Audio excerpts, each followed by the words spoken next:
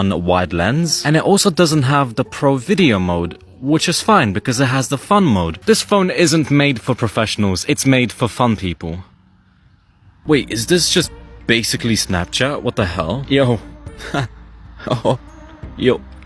Then, as I was walking to the fun drink store, I took some pictures, and if you look really close, this 10x shot looks slightly better on the Ultra.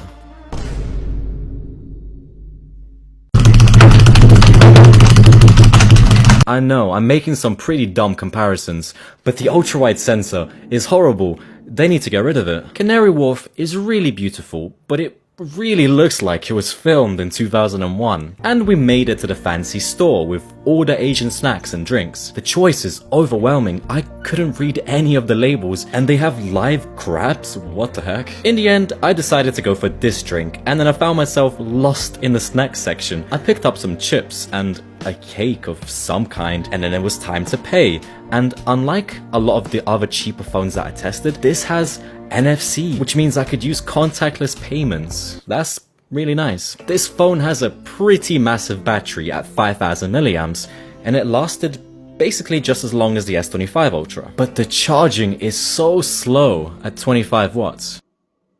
Huh?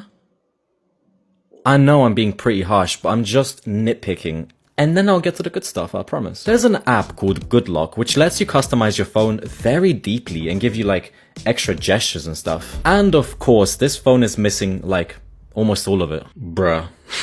It's not a deal breaker on a budget phone, but it's still kinda sad. You're gonna be shocked when I say this, but it was kinda slow. You have to wait after almost every press and every swipe, and even stuff like camera takes a second to switch lenses.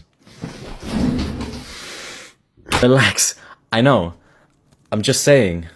Also, the haptics, just listen to me type. It doesn't even have feedback after every press, it's just a continuous buzzing like an electric beard trimmer. So of course, to improve my experience, I turned off the haptics, went into developer mode and disabled the animations, and before you ask, yes, I unapologetically pissed myself. What are you gonna do? And speaking of haptics, when you search haptics in the settings, it doesn't come up with the actual search result. Unlike the Ultra, which suggests system vibrations, which means that this thing doesn't have AI search in the settings, and just any of the AI features in general, which is understandable because this phone is pretty weak and no one cares about AI. And before I get to some of the good stuff, let me tell you about the biggest problem with this phone, and that's the fingerprint sensor. Usually the power button sticks out, which makes it really easy to press, and it's very clicky. But with the A16, the power button is basically flush with the body, and it's so difficult to press, especially if you kind of miss it, because if you press right here, like, it's kind of annoying. And the sensor is so unreliable. First of all, if you just rest your finger in it, you can unlock it, but for some reason it takes ages to realize that you're trying to unlock it, and if you actually press the button, it's got like a 30% chance of failing. On GSM Arena, several people are complaining about it failing, and there's a whole page worth of Reddit posts all about it. And don't even think about using the face unlock, just use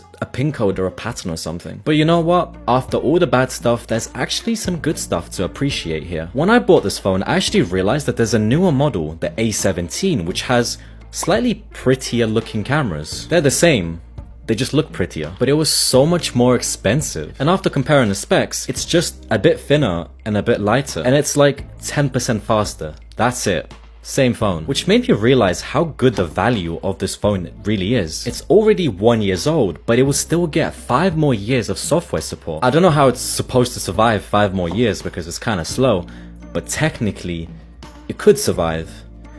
Especially if you don't get the 4 gig model, like I did. You see, I also realized there's an 8 gig model, but for some reason, it's like double the price. So the RAM upgrade is worth